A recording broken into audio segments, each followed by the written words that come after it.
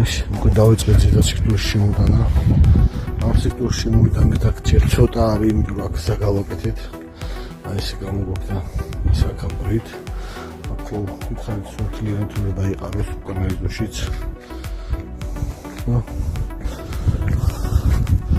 აქ დავყარეთ კიდევ იმ სექტორში. აი ესე და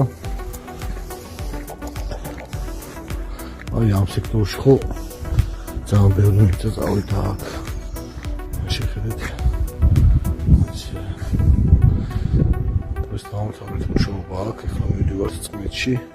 მურჩი უნდა გავშალოთ და მურჩის თორებსაც დავდო, მურჩის გაშლის თორებს.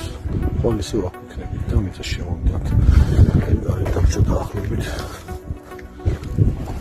10 კუბი მიწა.